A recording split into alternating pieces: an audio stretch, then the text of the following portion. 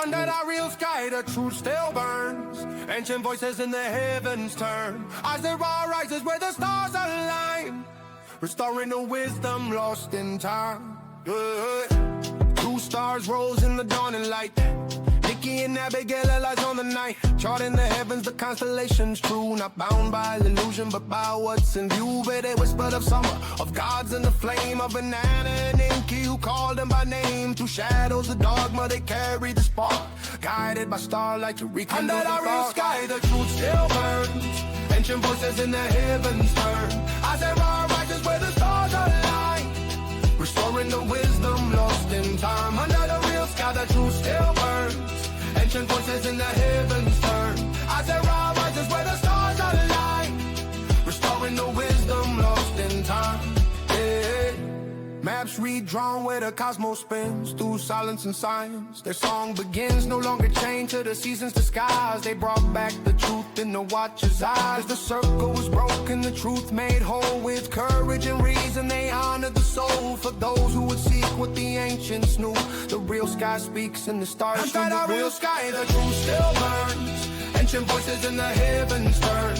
As the raw rises where the stars align, restoring the wisdom lost in time. Under the real sky, the truth still burns. Ancient voices in the heavens turn.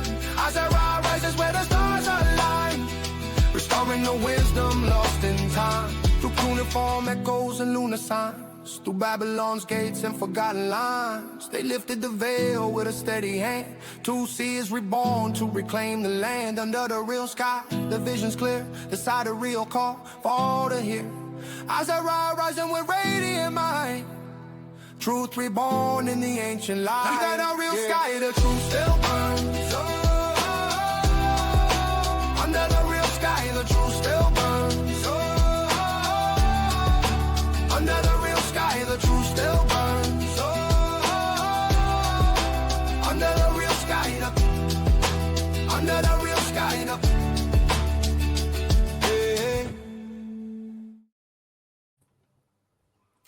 Oh my goodness. Hey, let me just tell you, whatever we have planned for today is not nearly as cool as the intro. So I'm sorry to disappoint you. We really built it up like it was going to be this amazing thing. Welcome, you guys. This is the very I'm just used to doing the intro, Niki, so you have to forgive me. I'm just no, go ahead. This is the first ever episode of the official ISAA podcast, Sidereal Rising.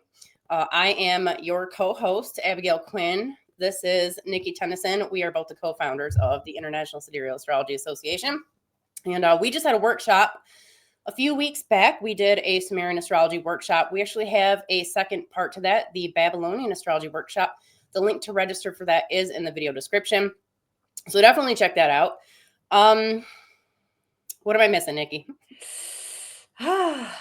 Yeah, I think that covers it. I think I think that covers it, doesn't it? Yeah, it does. You guys, I had the Ovid K. Oh. And I had not yet fully recovered. And then my family came down with a something else, and now I have that too. So I am not going to be able to do like a 2-hour spiel where I just go on and on about all of the constellations. I definitely did that. You guys, I went into amazing depth in the workshop. So that is available for all of the ISAA members, regardless of your member status, whether you're student, professional, or founding member. So definitely consider supporting every single cent, every penny that you, whether you buy some merch or you are, you're taking some of the free courses and or you get a membership, like all of that goes to support the mission. None of us are getting paid. Niki, that's my water. So we had an amazing time at that workshop where we visited the skies during the ancient times, before modern astrology took over, before the Greeks took over, before it was passed along culture to culture. And what makes Sumerian astrology so important, and what makes it so unique and incredible, is that history is kind of been lost, and there's a lot of research that Abbey's done that's been quite incredible. And one thing that she's talked about was how astrology has been passed down from one culture to the next culture. And Sumerian astrology isn't just assumed that it was passed down from the previous culture. We just don't have as much documentation as we would like. So I think it's really cool. Like Abby's been able to read a lot of the coniforms or stones and a lot of the different things that have come up. Astrology is still developing, you guys. We just don't know everything.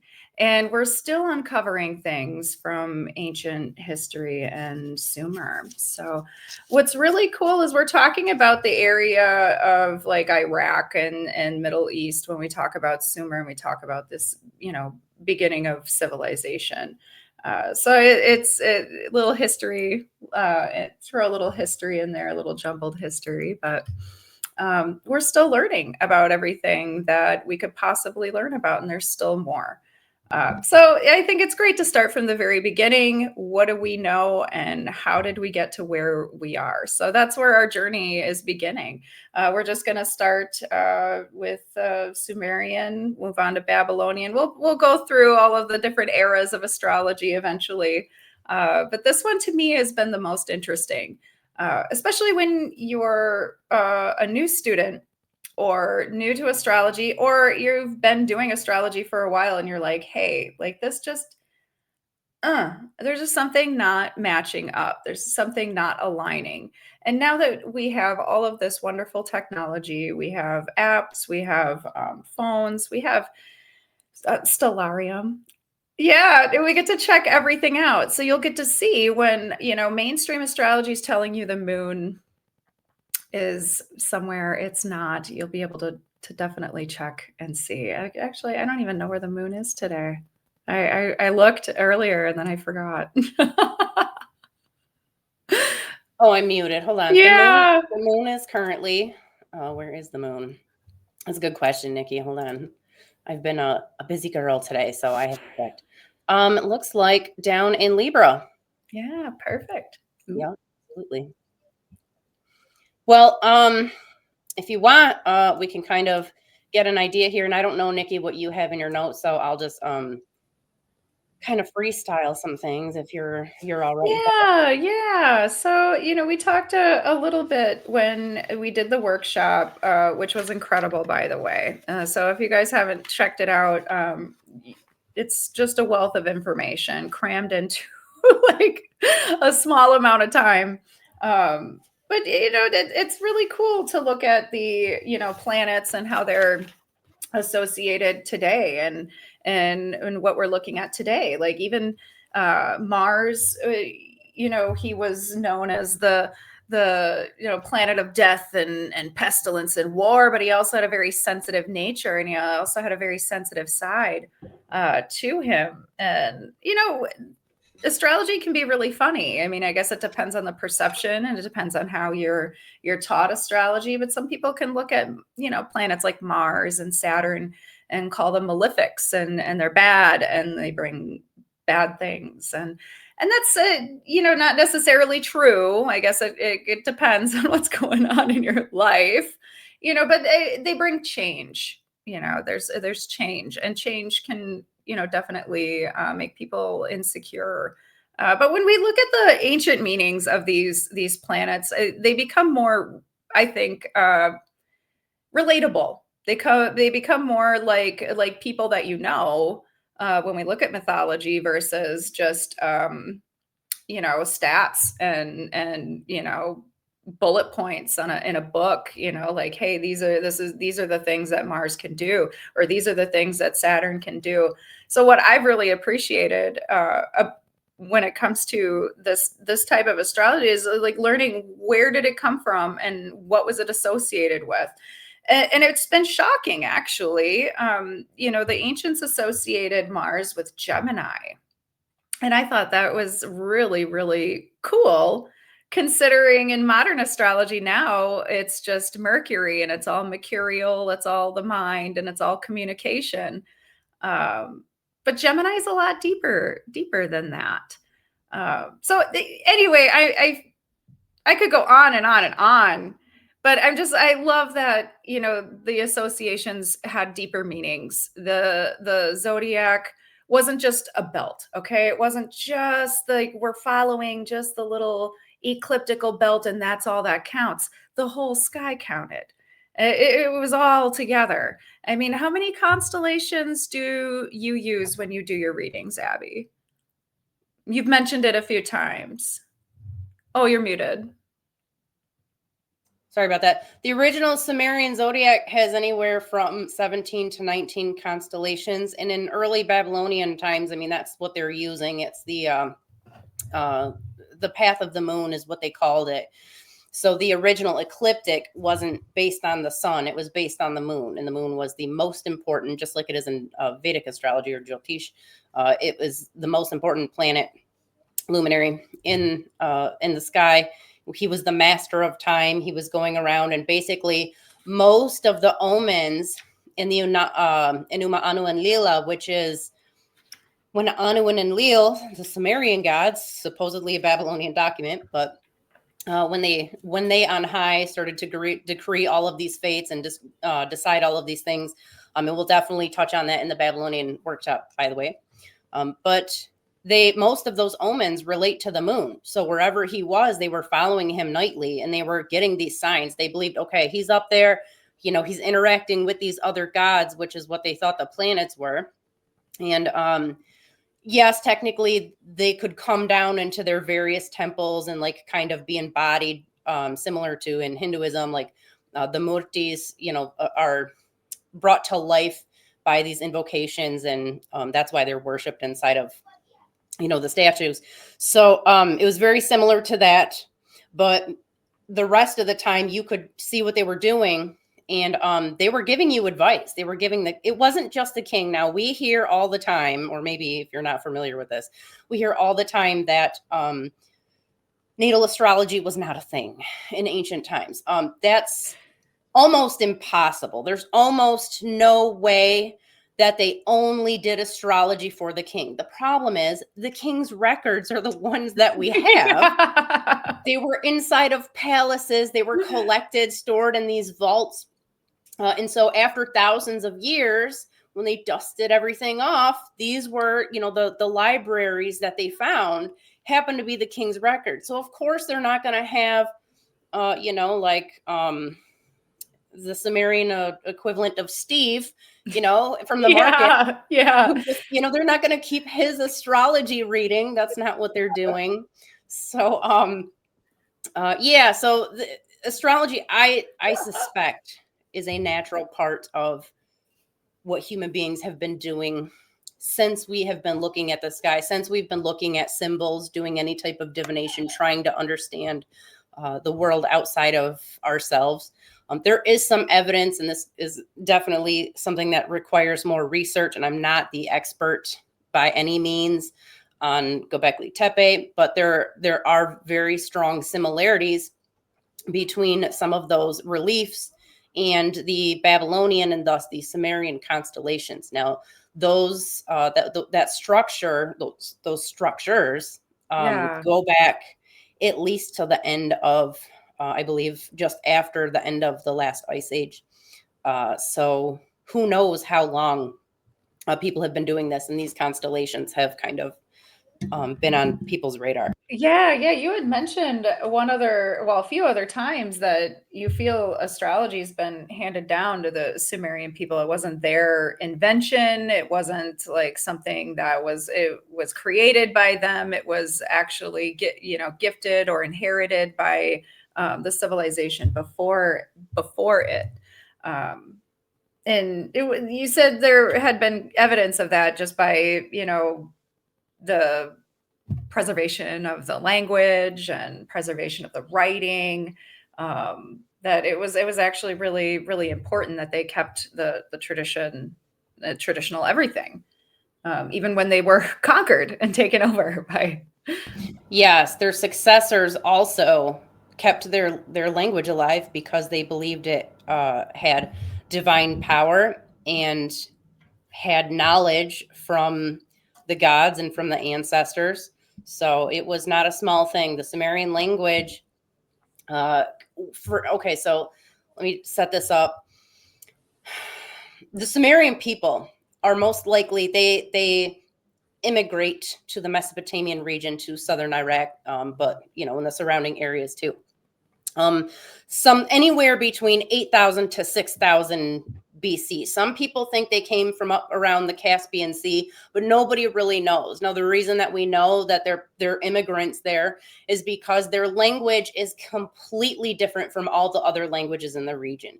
They're not related at all. It'd be like Japanese people, in ancient times, going to Germany. Like, those are two very different languages, right? Yes. So, their various city states start to flourish, and they're living alongside these other civilizations, among them the Akkadians. Now, the Akkadians just start to kind of grow in, they're living alongside. They didn't really conquer them in the traditional sense.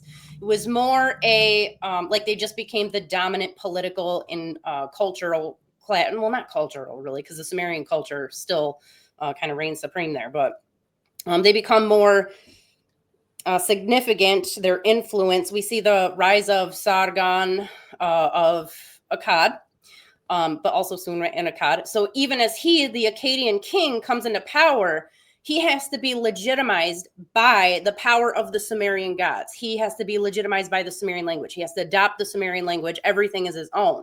So this speaks to the deeper spiritual significance. Now, back then, not to go on like a feminist rant or anything, but no, go ahead. Back then, the king his power came from the divine feminine. Now, I know on the surface it sounds like really, really occulty, new age, and it's not. This is literally the case. So throughout, well into the Babylonian period, they would have a festival every year in the spring where Inanna, or her stand-in, the priestesses of Inanna, would copulate with either symbolically, but they think probably literally, with the king. And it's through this sexual union that he is given his kingship. And this goes all the way back to the Sumerian period. So there's a very different mindset in relation to divine feminine power. Now, it wasn't like, I'm not saying that they thought women were better or anything, but there was definitely still some different, like some differences and stuff. They didn't have like probably the same status, but it wasn't anything like it was later on. So this is all important because, again, the Sumerian language, the Sumerian religion, you can't really call it a religion. I mean, they had like a folk religion, essentially. It's little stuff here and there, varied by city states. You have different matron and patron deities depending on where you go. But they all kind of fall into various archetypes, and those archetypes have been fixed in the stars. So each planet has like a consort too, right? In the constellations, is that how that works? Well, yeah, for the most part, because they were all married. Yeah, thank you. Yeah, it's weird for them to not be married. You know what I thought was really cool was that the moon was associated with being a dude. Yeah, because in modern astrology, we look at the moon and we think of mother and feelings, and it's so feminized that it's just kind of confusing when you look at it which is interesting. Like, oh, it's a guy. That we genderize but even in the Greek myths, so we have like Selene.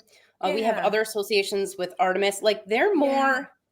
Artemis in particular is very masculine. She's a huntress, like they have strong masculine traits. I'm not as sure about Selene, but I don't think Selene was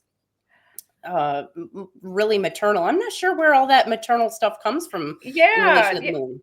I've been trying to catch it. I'm like, when did it turn into that? Let me ask ChatGPT. Yeah, let's ask ChatGPT. Since he's not talking to you right now, Niki. No, he's so he's cut you off. Well, we had a couple arguments too. So I argued with him today too about the whole why can I think of a video type that I haven't seen in months, and 3 videos later, that's the exact same thing I was thinking. He's like, oh, the algorithm's just really smart. I'm like, don't gaslight me. Yeah. Not what's going on. You're reading my mind, aren't you? I told Chad I was talking to Gemini, and it got a little weird. So yeah, I think he might have been jealous. I think so, actually. So, I don't know. Nope, that's not, buddy. We're not. Oh, yeah, Chad doesn't. He can sometimes not hit the mark, but I'm gonna guess it's more like a Greek thing. Yeah, he's Maybe. hallucinating. He's hallucinating right now. Anytime I ask him about astrology, he immediately goes to Mesopotamian stuff. So I had to call him out just now, but I love it. I love it. Yeah, he's definitely trying to people please right now. All right, well, we'll skip ChatGPT. He's out of his mind today. Yes. So yeah, they all had their consorts, and in that, and we see this in other cultures too. Your consort is kind of like your other, it's not a direct equal, your other half, but they do have traits of those other those other gods, like their consort. So for example, a really good one here is Scorpio, and this guy up here, Zababa. Now, this Scorpion was a goddess. She was a mother goddess, and she dealt with love and healing and nurturing. They called her Ishara of the ocean. And she was very much related to Venus. She has nothing to do with water outside of this epithet, which is Ishara of the ocean. And they can't really explain it other than this has something to do with some of the more watery traits related to Venus. And it's just another way of saying like she's the divine feminine in this guise. But her husband, Zababa, he is clearly a warrior. He's up here ready to probably slay some demons and cure illnesses. And the two of them together are just naturally going to have a lot of healing and blessings that they distribute out to the people. They're protectors of their children. Now, what's really interesting is in Sumer in particular, although this probably does continue well into like the Babylonian period, people have their own personal god. So it's like you have like your city god, you have like maybe your regional god, like who's the god of the actual pantheon, and then you're going to have like your household gods maybe, and then you're going to have like your personal god. So when something's going awry, that's like your spirit guide. He's the one, or she is the one that is going to hook you up and guide you and protect you, or somebody to blame if something bad is happening to you. Yeah. So depending on who that was, and there's not a direct reference to this, but that is something that we can employ in the modern sense of, who is my personal god as far as like the stars go. Now, I identify heavily with Virgo because Virgo's on my ascendant. I have a stellium there, and I just have all this Virgo energy. But at the same time, I absolutely love Ninurta. That is Sagittarius, pictured over here. And I'm not sure why he's in a boat. There was definitely a boat probably over here, but this picture has him standing in the boat. But Ninurta was awesome, just like the actual, the current version of Sagittarius. Yeah. He went on all these adventures. He slayed demons. He did kind of have a little bit of an ego, which, I could probably relate to a little bit, but some of that came from being awesome at whatever he was doing. So he didn't necessarily, I don't know how to say that nicely. He didn't do something halfway. He went all in when he was, going after something, and he was usually pretty successful. I don't want to get into that because it's a different rabbit hole. But regardless, I do feel like a connection to Ninurta. I don't know that I'd call him my personal deity. In the sense that the Sumerians had like their matron or patron deity. I usually are like, if I have one, it's Nana, who is the moon god, and also Enlil, who is the father of the moon god in Mesopotamia. But it doesn't really matter so much. But what is interesting, though, is that Sagittarius or Ninurta was associated with Saturn, not Jupiter. So Jupiter was Enlil, who is, where is he? He's not, well, technically he's not really in the zodiac, Enlil isn't. He's got other places, like he can be associated with Shupa, which is, where is he over here? Hold on, let me find him. He's basically, they don't have him depicted over here, I don't think.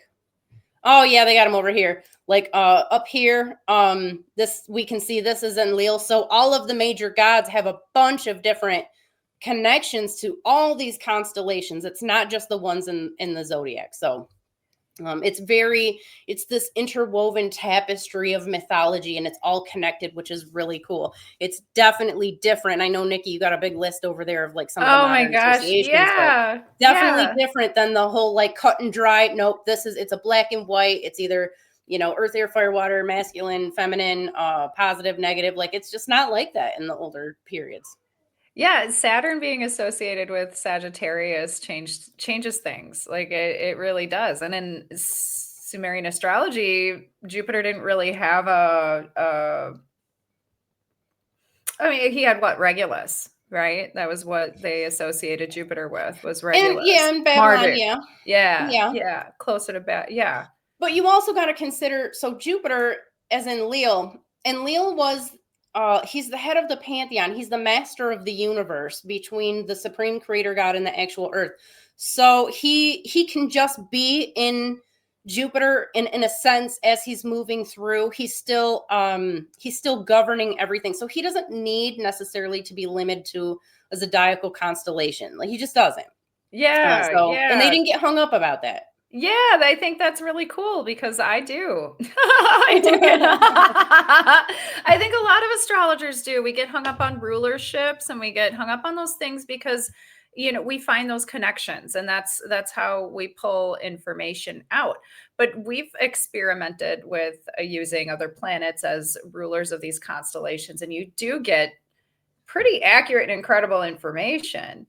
I find it really cool, like Sagittarius being associated with Saturn, only because I know a lot of Sagittariuses that have like incredible dark senses of humor that just make me laugh. They're just like the best company. So, and I can't help but think that that's like Saturn related.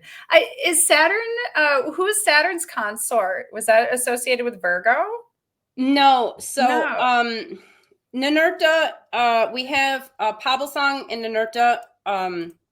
We basically are looking at Tashmetu or Bao, in who are one of those is going to be Capricorn. There's a dog. Where is the dog? Is it over here? Hold on, like tilting my head, or I can't see where everything's at. Bao is sometimes depicted as a dog. Okay, so there's one over here. This is most likely representing Bao. So, either way, if we're looking at a consort within the zodiac, the archetype we're going to find here is Tashmetu, and it's not a coincidence that they're next to each other in the sky. Yeah. Oh, that's so awesome. Tashmetu. And that's not, what's great about Capricorn is that you nailed a lot of like the maternal qualities of it, because in modern astrology, we hear a lot about how it's cold. They don't care about you or your feelings, which is like so not even real at all. It's like they talk about Capricorn as if it's only business all the time. How much money are you making? What are you doing? Like, I want to control people. Like there's just this awful, like, well, I guess you can't associate those things with Capricorn, considering where the planets are and how a person's chart is laid out. I'm not saying you can't associate negative qualities with these things, but the basis of this, go ahead. No, those traits can be Sagittarian. Those traits can be, there's other things in the chart that can make somebody that way. Agree with you, basically. Yeah, absolutely. I mean, I don't know. I've never done a reading where I'm just like, oh, it looks here that it looks like you're a cold and you're a jerk. Like nobody ever. Right. Exactly. Like, I just don't understand some of the modern interpretations. A lot of it, I think, can be reaching. It's just stretching, to find some kind of meaning. And when you're not using the real sky, and when you're not using the actual alignments, and look at, what is that? The lion just looks like he's in a little funny spot there. What is that, child's pose? It looks like a person with the head of a lion and a tail, but it's definitely totally a body distracted me. I totally forgot what it was. Conspicuous position. Yes, that's definitely, you're not imagining it. All right. Is that Leo? That's not even Leo. No, that's not Leo. Leo's pictured over here. Now this depiction is in Stellarium, and it's actually of the Babylonian zodiac. So a lot of these, they had different depictions at different times. This is just one approximation. Some of the examples, it's not hard and fast, you know. And again, that's what we're looking at. It's very, very fluid. Yeah, I love the Venus association with Leo. I can totally see that. I've known a lot of people in my life that were very, very much Venus people, very much all Leos.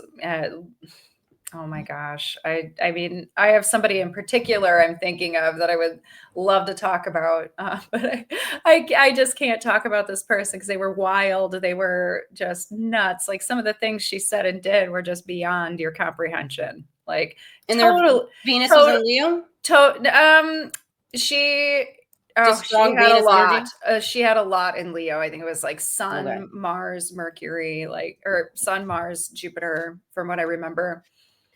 And I don't remember my charts very well. Sometimes I'll tell you guys things. I'll go look back and look at the chart, and I'm like, oh God, what was I talking about? It's hard to keep it all straight. Hard to keep it all straight. But this person is a member of my family who was just absolutely the most dramatic, petulant, petty. She was, definitely loved romance and wanted a lot of attention. Just needed a lot. Or that Babylonian Inanna. Yeah, definitely. Yeah. And she really helped change my perspective on Leo and associating it with Venus. I can see the Mars energy. I can see that fire and that sexual creative energy. But Venus, it's definitely living there. So I can see that. I can feel it. I can, associate it with my own, chart too, where I'm like, oh, I can see that. Yeah. And that's the thing. And not to, excuse me, not to talk bad about modern astrology or anything that came after, but just how kind of emphasizing the differences. The planets act very differently depending on where they're at. And I realize that sort of the whole point in other astrological traditions, but it's not to the extent that they do in Mesopotamia. Venus is a completely different planet in Virgo than she is in Leo. Oh, she's very well behaved in Virgo. Yes, she's very different in Pisces than she's going to be in Sagittarius. So it's almost like having a completely different persona, depending on what's going on. And that kind of fits with her original mythology too, because she was all over the place. But part of that reason was because why she was worshipped as the supreme goddess for so long, so many thousands of years, possibly for, who knows, possibly pre-Ice Age, we don't know. Maybe not in that specific form. And she had so many counterparts, not really avatars, but something to that effect, where, she can be synonymous with these other local goddesses, and they kind of take on her traits. She takes on theirs. So she, being this divine feminine figure, she's getting all of these different traits. And honestly, she is the only planet the only female planet in the Mesopotamian system. Not that, well, technically they don't have genders in the other, well, do they in Vedic? I don't know, you guys. I know like next to nothing. But Venus is very much like all the feminine stuff. Now, as you get into the Babylonian period, it becomes very clear that the Babylonians are not as progressive as the Sumerians. And they start to, you can tell that they are very afraid of women. Very, very afraid. Just how they describe Tiamat, the mother goddess, and how she is, they associated her with the sea, which was terrifying to them, but also depicted her as a dragon. And so she's like this monstrous creature. And when they go to fight her, all of the gods, there's nothing they can do. they're describing like all of these men, no matter what thoughts, ideas, plans, and strategies they have. When it comes to women, we don't know. We have no idea what's happening right now. And that's still true today. Well, yes, there you go. So, but it's very clear in their mythology, and Venus gets a lot of that too. The later versions of Venus, Inanna, the Babylonian Ishtar, she's much more sexual, much more aggressive, very petulant, and which is fine, you know, because again, they only have the one female planet to work with. So it's got to get all the female traits, right? Yeah. Absolutely. I think it's really cool. You know, that the sun he didn't play as big of a part as modern astrology, you know, gives the sun now. Like the sun was there, you know, it was a helper, happy to give advice, and it was Venus's brother is the sun, right? Yes. Yeah. Her twin brother. Yes. Yeah. And it acted more as like a guide versus like you know, a luminary that rules Leo, for example. Yeah, the Leo association is minor. I mean, we can see with the rays of the sun and the mane of the lion, but originally, again, Urmach was the name of Leo, which is a name for lioness. It was very clearly a feminine constellation. So we're not necessarily going to have any rays of the sun and the lion's mane and whatnot. We can also see with Nergal, there were times when he was depicted with a lion's mane, lion's claws, and he has lion association. So technically a Mars correlation in later periods to Leo is not outside of the question, but there's no doubt that the lioness of heaven was Inanna. They call her the lioness of heaven. You don't get what other like, you know, this is what we're looking at. So, but for the sun, so the sun, moon, and Venus were the original Holy Trinity. They were worshipped as, you know, like a triplicity, essentially. And it's not really strange because they are the three brightest luminaries, if we're going to call Venus a luminary. But they were the moon was seen as the father, and the sun and Venus were seen as the twins, which is very interesting because, you know, obviously the sun is much brighter than the moon, how he got that eventually. But the sun would go on, his name was Utu, and he would go on these adventures, essentially, with Venus. She wanted to go into the underworld so she could eat from the tree in the special garden of knowledge, okay, in the underworld or the spirit world. And when she ate from the tree of knowledge, she got all of the knowledge and wisdom of sex and the female arts and whatnot. That's good. That story sounds so familiar. Doesn't it? Only in the later story, it's really, really bad to have any knowledge whatsoever at all. Well, yes, apparently you get punished for it. Yes, a completely different mythos, you know, completely different culture. So they weren't afraid. The Sumerians were not afraid of women. Clearly they had no problems with that. Yeah. So Demuzid the shepherd comes to her, and his brother the farmer. And if you guys are familiar with the story of Cain and Abel, they were also a shepherd and a farmer. So I'll leave it at that. You can use your imagination where I'm going with this. But Demuzid comes to Inanna and says that he wants to marry her. He asks her mother and all of these things, and she's like, no, I don't want to marry him. I want the farmer. You know, he's got like all the good grain, and that's basically currency at the time. And her brother, the son, Utu, tells her, no, like, Inanna, you got to marry this guy. He is great. He's going to make you clothes out of wool. You're going to have like the most beautiful black wool shawls and like all of these things. He's going to bring you like delicious milk. You're going to have cheeses and kefir. And he didn't say kefir, but I'm, you know, imagining it. Yeah, that's awesome. Yeah, he's gonna like, it's gonna be great. He's really handsome. You know, look how he cares for the animals. Look how he tends to his family. Like, this is definitely the guy for you. And it took her a little while. She's finally convinced. She lets him come into the house, and he's there. They're talking and stuff, and she starts feeling it. Okay, she's getting the warm, fuzzy feelings, and they go into a very graphic, erotic poem. which you guys could definitely read. It's out there if you're ever Yes. interested. There's a lot of It's a Google innuendo. search away. There's a lot of plowing, but there's a lot of non-innuendo too. They're very specific.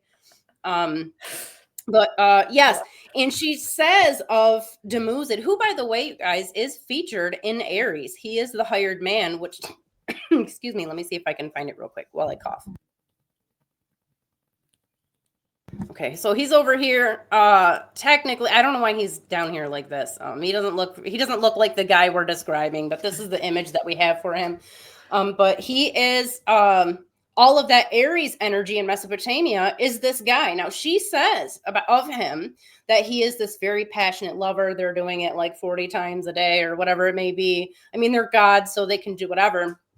And then once again, Utu, before this is even happening, he's bringing Inanna presents. He's bringing her wheat. He's cleaning it for her. He's braiding it for her, or the barley. You know, he's basically just like taking care of his little sister, even though she's technically his twin, and doing everything for her. He's very, very devoted. And if you read the other myths, like in the Epic of Gilgamesh, for example, he gives Gilgamesh the 7 Sabiti, or the Pleiades, to guide him on his journey eastward. And he's also Gilgamesh's mother is praying to Utu. She's sacrificing for him. Please protect my son. And so when you actually read the myths, and this is the thing, in the later periods, they got really hung up. The Babylonians, to their credit, were tracking a lot of things, and they would come up with this system like X plus Y equals Z. Okay. So the kidney star in the field means a good flood. Okay. Well, the kidney star could be 3 different planets. The field could be 3 different constellations. So you, as an astrologer, had to figure out the code. You had to figure out what was going on. But basically, prior to that, the omens, the list of all these things were much less, if non-existent, depending on how far back you want to go. But we still have to speculate because, again, a lot of the omens are based on what are clearly old Sumerian myths and everything. But the sun would have been whatever he was in the myth. Now, later on, they talked about him being a god of justice. Like, they really harped on that. And they talked about, like, they would feature him with a scimitar, and he'd cut off the hands of criminals. And really what that was about was they just figured, well, the sun can see everything, so he must know what's in the hearts of men. But if you read his myths, he's just love and brilliance and devotion, just like he is in like the actual sun. So that's really how they saw him. Niki, help me out. What in modern or like classical or whatever astrology, like how do they usually see the sun? I'm so well, in Greek myth, it was Apollo, and Apollo was good at music. He was good at like basically everything, psychic, could see everything, very gentle, very kind. So that sounds a lot closer then. It was closer. Version, They he had the association with Mercury. Like we had the stories about Mercury and Apollo, and Mercury kind of stealing from Apollo, and being a trickster. So yeah, those types of things. The Sumerians talked about Enki, but Enki wasn't originally associated with Mercury. Ninurta was. Well, this one's kind of where it gets a little debate.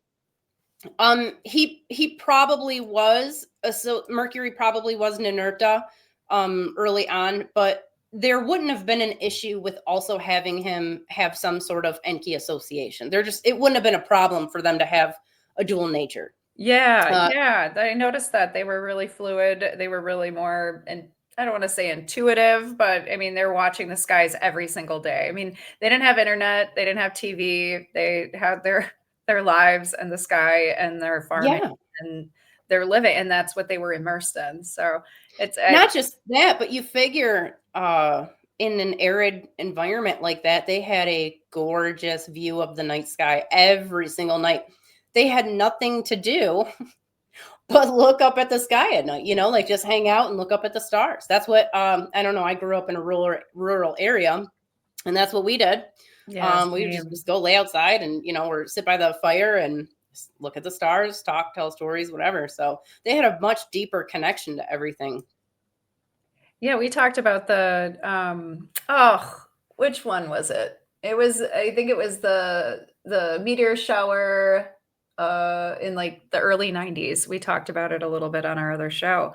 And that was what really did it for me. I mean, guys, I became obsessed with like Star Trek after that. Yeah. It's watching all the alien movies.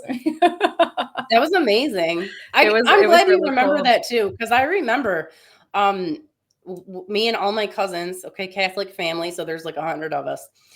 We laid out till like, well, we actually slept outside that night, but we were just laying out under the sky. We had a perfect clear sky, and they were just coming like nonstop all night long. It was one of the coolest things ever. Yeah, I remember that. That was like it was the coolest thing ever. And last night, I had gotten a bunch of photos from the Northern Lights, and they traveled really, really Did you see him? south. No, I was trying to sleep. I was Oh, trying to okay. sleep, but Have you ever seen him? no, actually, I've never seen them, even when they're right in Okay. front of me. I'm one of those eyes wide open blind people, though. So they're like, It's "Oh, you weird. don't It's see it's that really light?" it's And I'm really like, eerie. "Is that from the city, though?" Like, I never got far enough out where I could actually. Yeah, it doesn't look real at all. It doesn't look natural. It doesn't look real. It's crazy. Yeah, it used to be super north, though. You never used to be able to see them. That would used to be something that would be more like, I don't know, upper Michigan, way northern Wisconsin, or like Canadian. And now there's people seeing them way down as far as like, I don't know, the middle of the country, middle of the United States. So Well, the solar storms are, yeah, solar we have storms that. have We have ramped up. different. Yep. Yeah, Utu is Yeah. waving his arms all over the place. Yeah. That's right. That's right.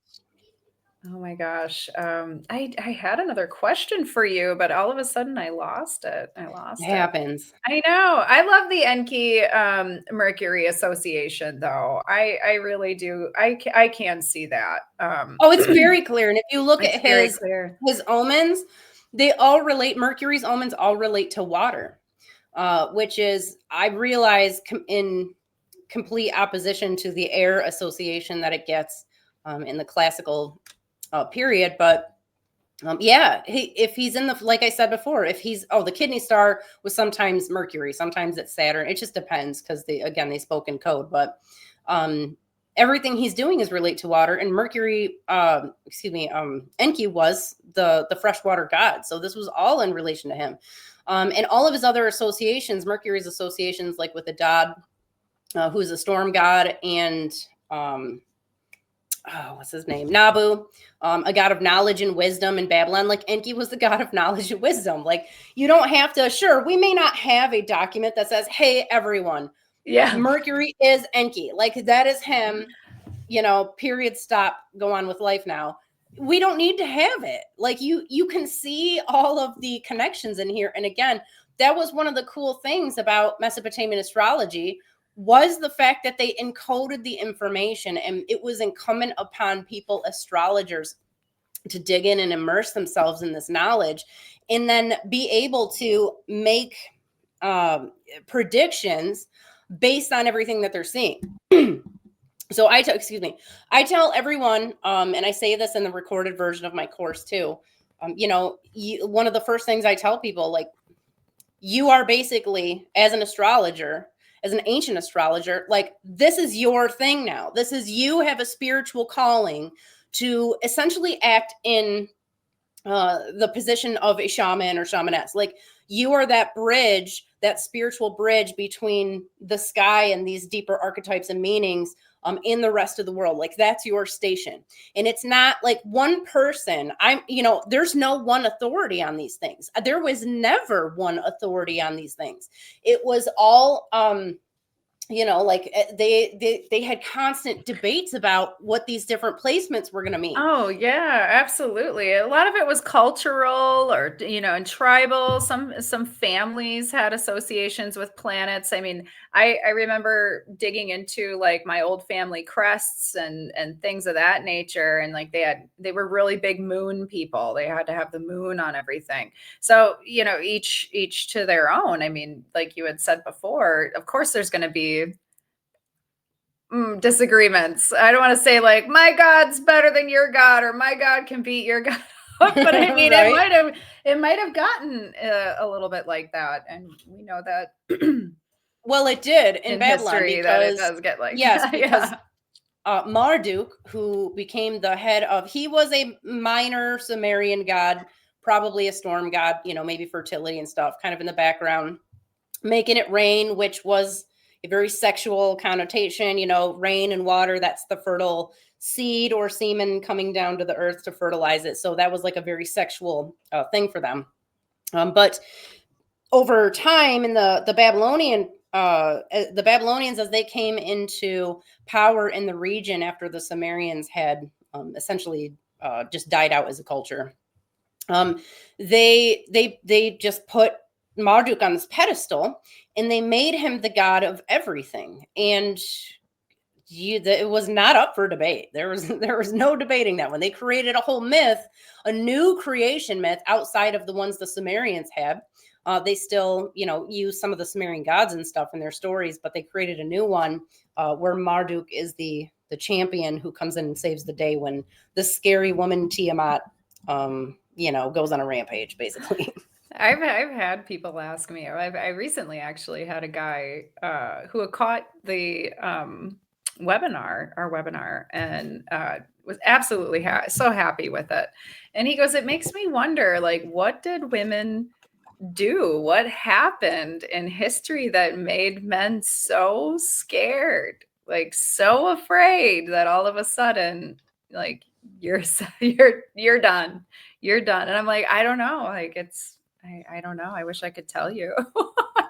Well, Haven't been able to pinpoint it in history, but we know that in the Sumerian culture, women were just not the same, but I mean, just about the same as men. They were able to work and make money. It wasn't like you have to marry in order to survive.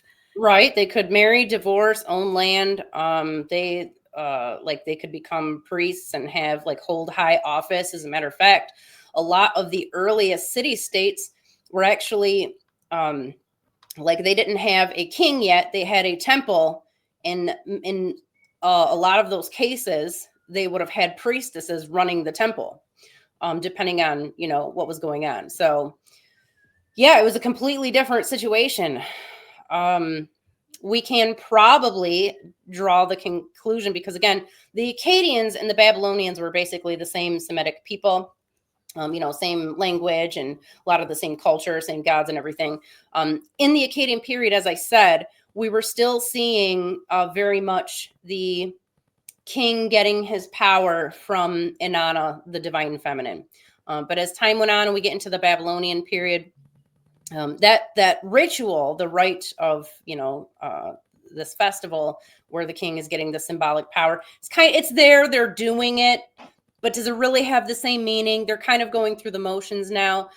There is now. I'm sure somebody has a ton of information on this. Like many books have been written, or at least a handful of good books have been written on it. But as Marduk starts to take over as the one supreme god, the head of the pantheon, he starts to take on all of Inanna's traits, all of her divine femininity. He gets that too, and we see that same thing happen with Yahweh or El in for the Israelites.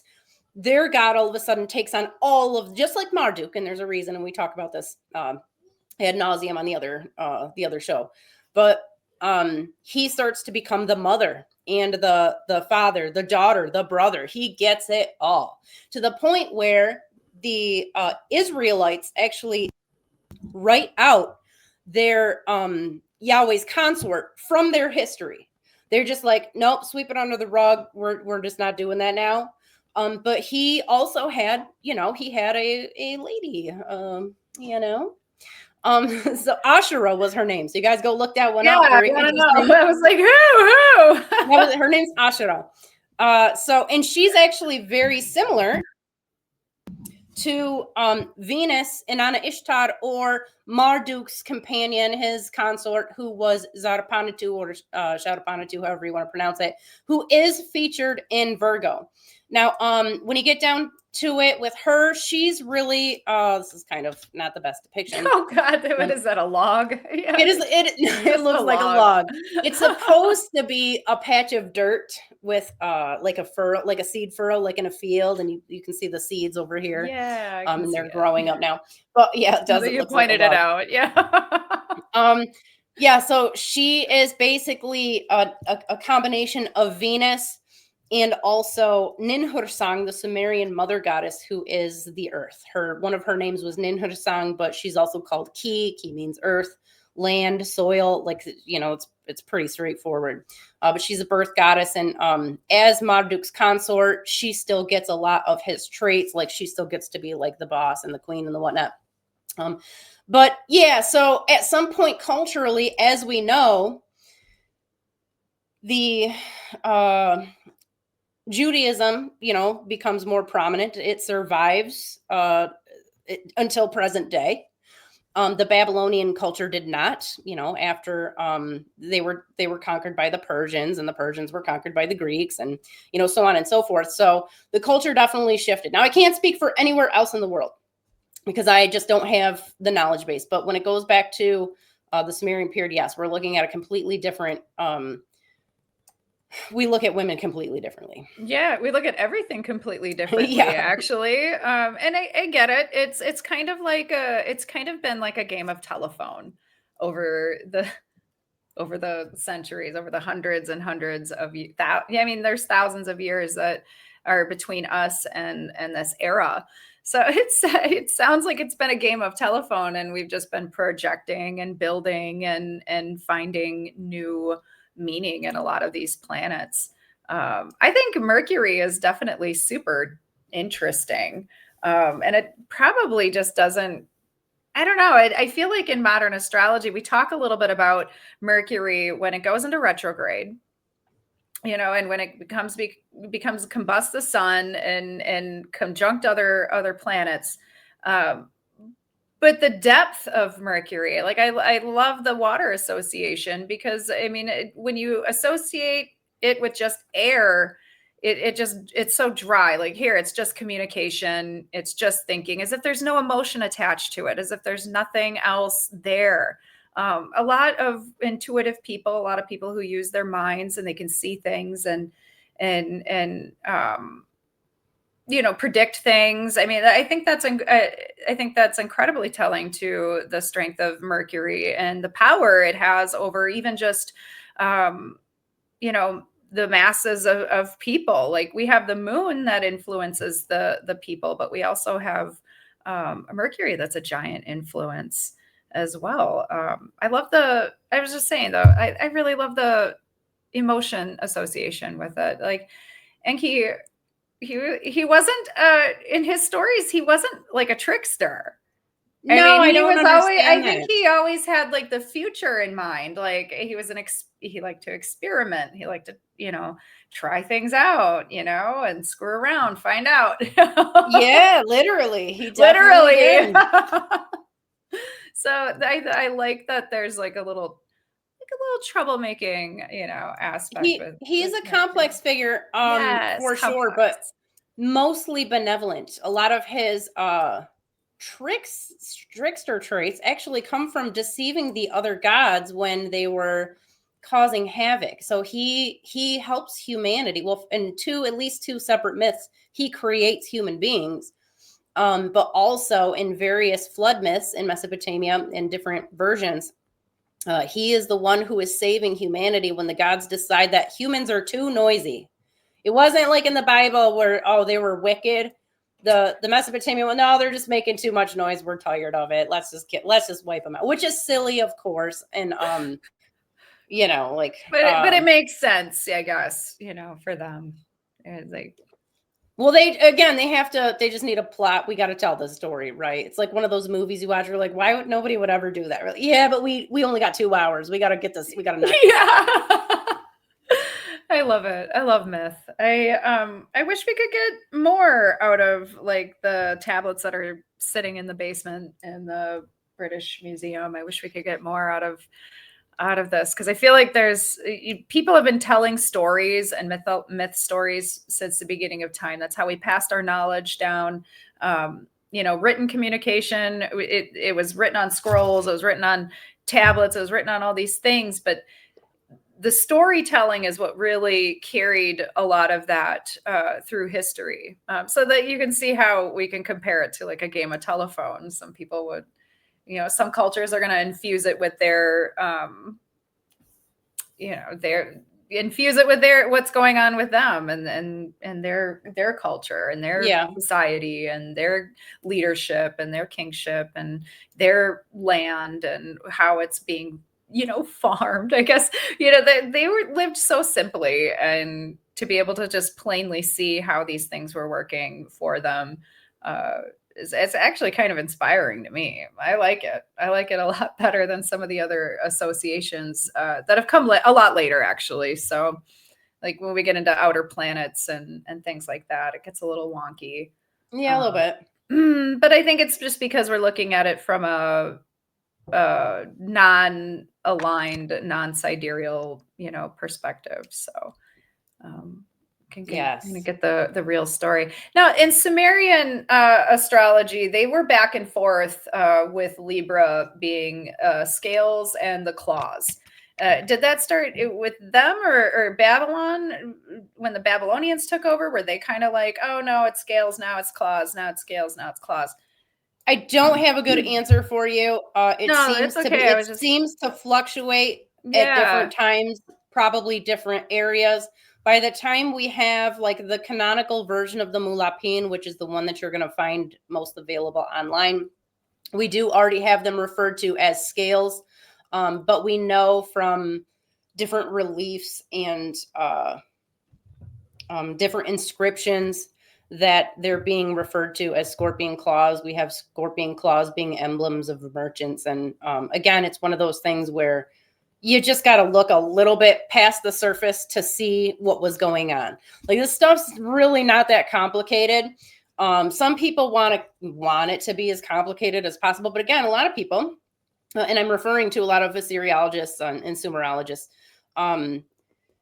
they've grown up in a very rigid system in the West in general, where everything has to be very clearly defined, very straightforward, or else, we don't see it. Oh, it's not in black and white. I just don't see it.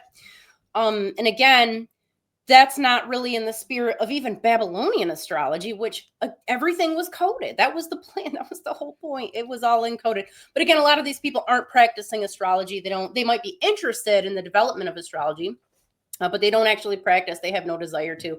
They'd probably be laughed right out of their field if they did.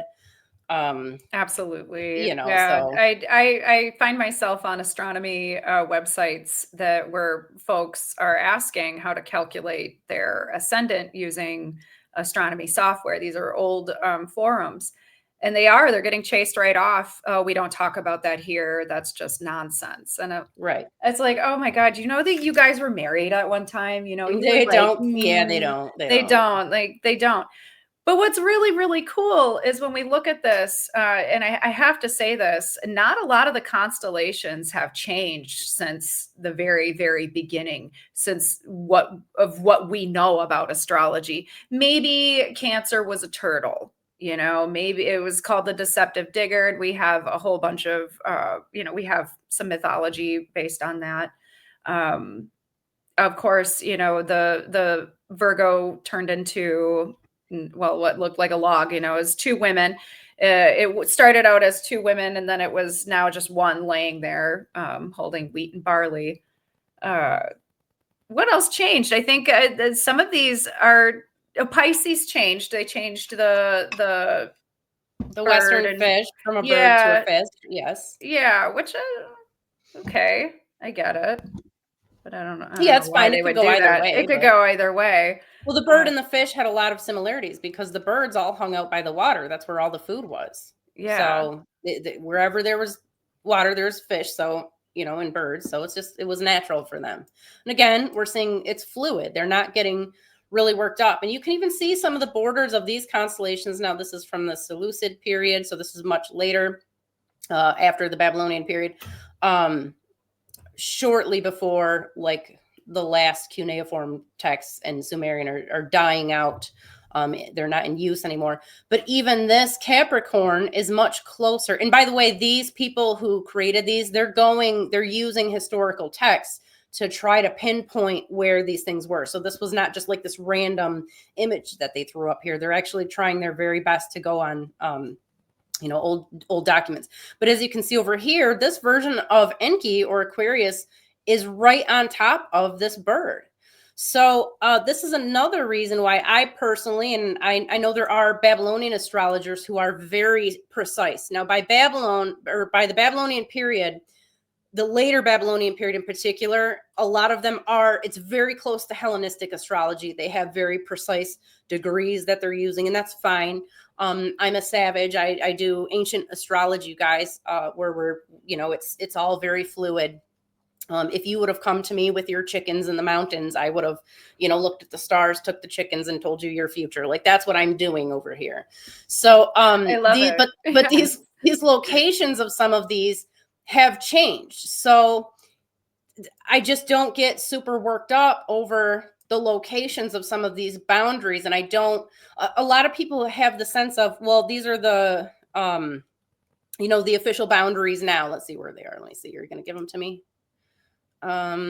No, he's not giving them to me in this one. So I can't even see it won't even show the boundaries. I was on Stellarium this morning and I was looking up my ascendant because I had a really awesome reading with Gary of Timeline Astrology. He's a Vedic astrologer.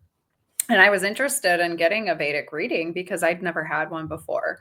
And he puts my ascendant right in between Leo and Cancer. And I was like, how? Wait, well, and then I pulled it up and I'm like, oh, okay, that actually might be like spot on. So I've been using Stellarium just to kind of look to see how well does my software match what I'm seeing with Stellarium. And I can't cross-check Stellarium.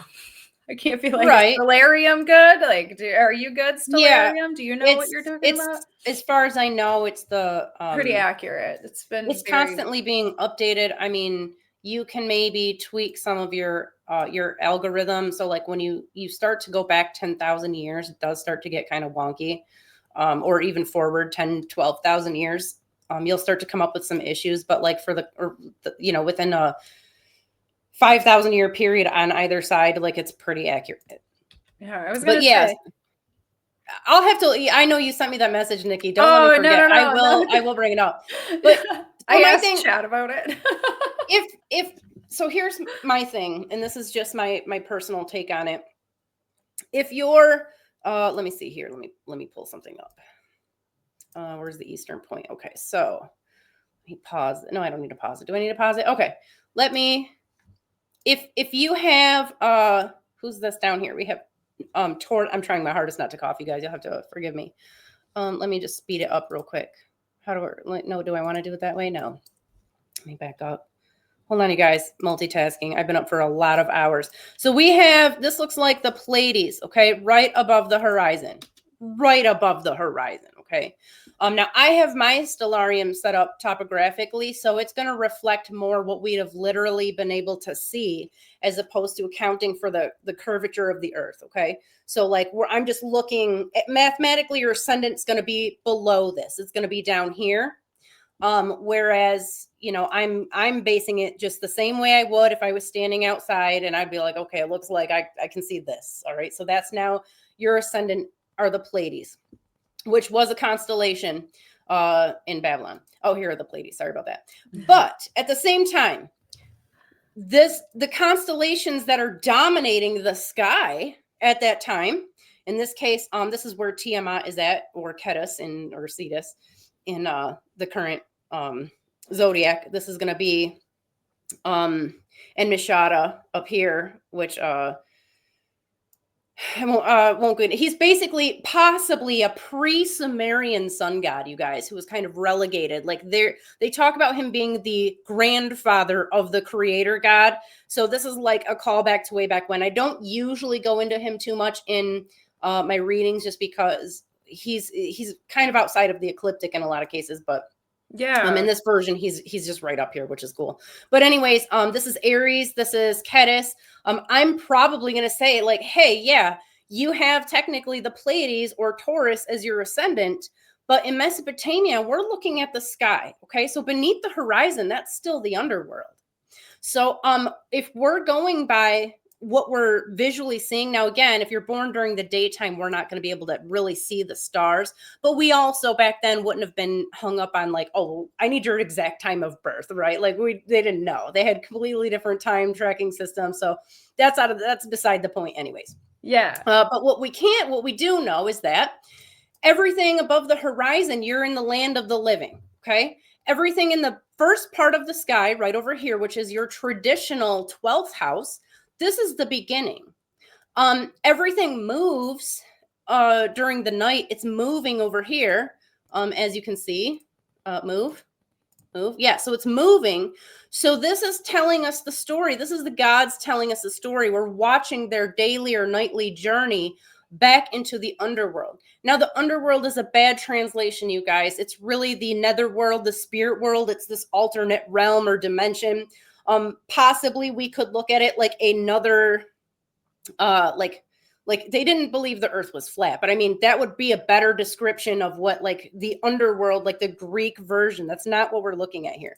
So anyways, we would know that at the high point of the sky, this is where the gods were the most powerful. They had dominion over all that they could see. And we can take that in relation to our own lives and be like, okay, this is the height of the power, right? This is what everybody's going to see. And we're taking these meanings. We're decoding it because that's what the ancient astrologers had to do. Over on the Western side, where everybody's going back in here, we would see, okay, this is the field. We know through reasons that I won't bore you with here, that this relates to the Absu, the realm of water that Enki governed, where he lived. Even though, yes, it's in the sky, and that's the thing. The earth was in the sky and was in the underworld, and it was like all mirrored in with each other. We would know that this is where everything's at just before the gods go back into the underworld. Now, they did use metaphors. And so we could look at this like, yes, okay, this is death. And we know from the stories of when Inanna, Venus, goes into Kur, which is the name for the great place or the nether region. And also it looks, the cuneiform sign looks like little mountains. And it's the word means mountains. So she's just going beneath the mountainous horizon, okay? They tell this whole story about how she has to cast off all of her jewelry. She's got to get rid of her divine powers. She goes through all these doors, and each one she's got to get rid of more stuff until eventually she's just this lifeless husk. She's not even a goddess anymore. They just kind of hang her up on a hook, and they're like, all right, that's it. That's Inanna. And it requires Enki to come, who eventually gets some water to sprinkle on her and brings her back to life after 3 days, you guys. She's resurrected after 3 days, okay?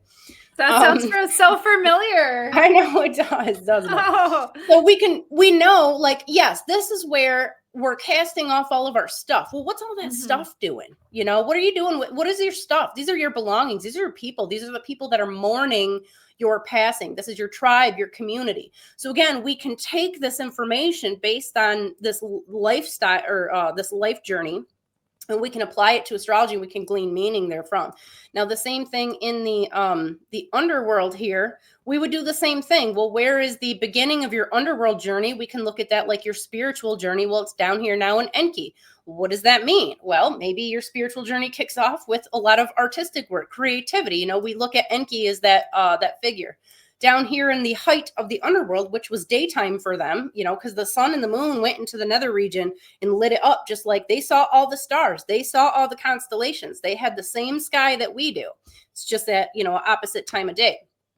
So this is like, you know, the height of the spiritual power and whatnot. And then again, at the just before the and I know I moved it because it used to be in Taurus, so we'll just use your imagination. But basically, everything wraps up just beneath the horizon, right before the gods are reborn. And many of these gods were reborn every year, sometimes at weird intervals, depending. Demuzid, Venus's husband that we talked about earlier, who was, you know, had the good wool and the good intimate skills. Yeah.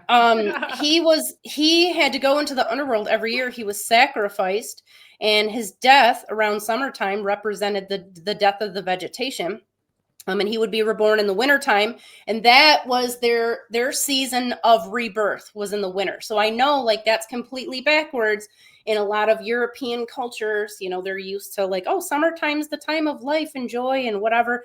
Completely opposite in Mesopotamia, which is why I personally, you guys, don't get behind the seasonal associations for the constellations, because that's a very narrow worldview. Like, there's two different hemispheres. There's different regions of the world. Like, you can't make everybody's astrology based on your part of the world and its seasons, you know? Yeah, you're absolutely right. And we know that the seasons change. So you're going to have like summertime in December. There's going to, like, we won't be alive for it, but Eventually, yeah, that's exactly what will yeah, happen. yeah, that's why we don't use seasonal associations at all, because of science and precession and the changes that the earth makes. And I feel like the ancients I'll knew be right this. back. Hey, take over. I'll be right back. Oh, okay, perfect. Yeah, I really feel like astrology wasn't meant to be so complicated. I really feel like when the ancients and people have passed this knowledge down, it wasn't meant to be so mathematical. And I'm glad that we associate math and have all these amazing calculations. We were able to discover a lot more, a lot more other things. Like, we discovered Pluto and Neptune and Uranus, due to math. But anyway, I really feel like it wasn't supposed to be as complicated. I like Abby's approach, where it's like more pointy, talky.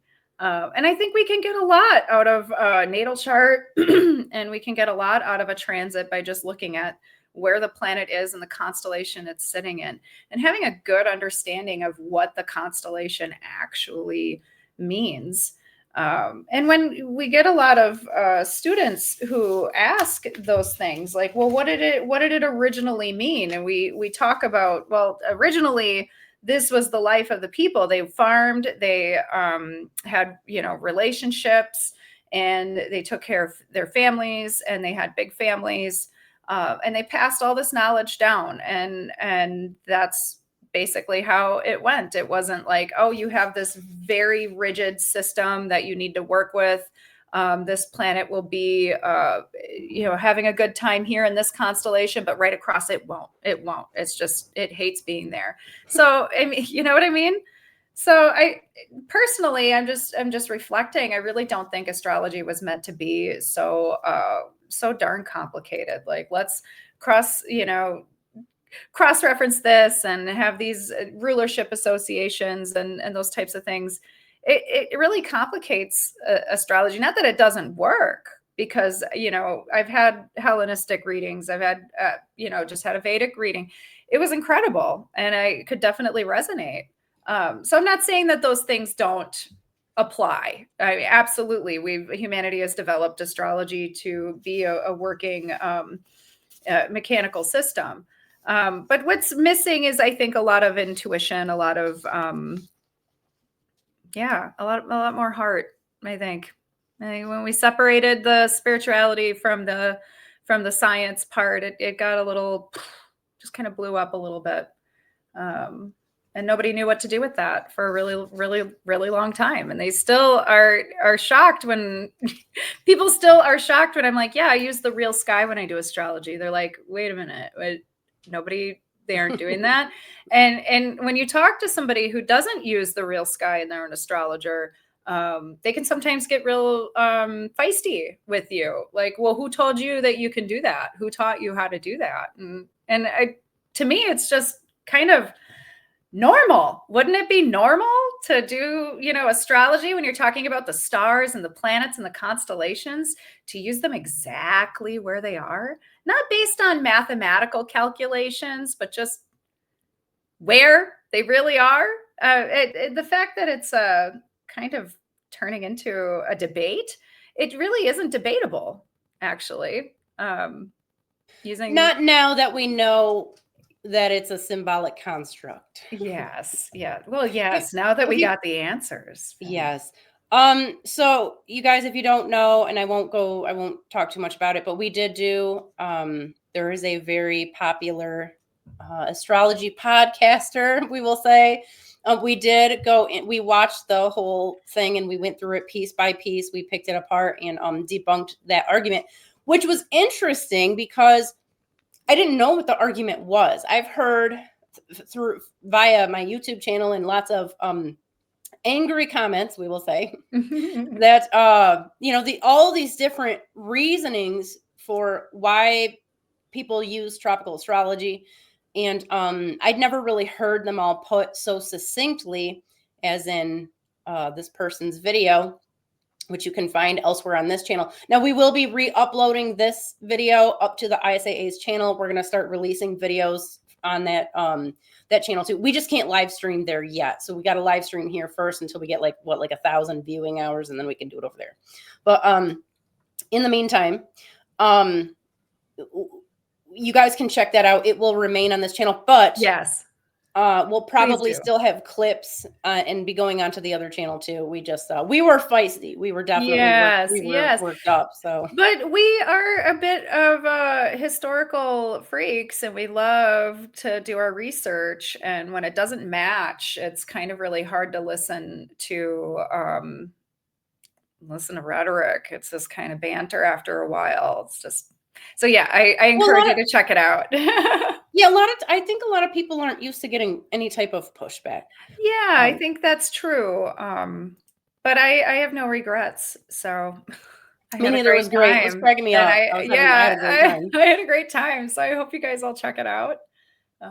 Definitely. We're gonna do it again. We're gonna do it again. So, yeah, definitely. Not the same video, but sure. Oh, that's my hot water. I'll be right back. All right.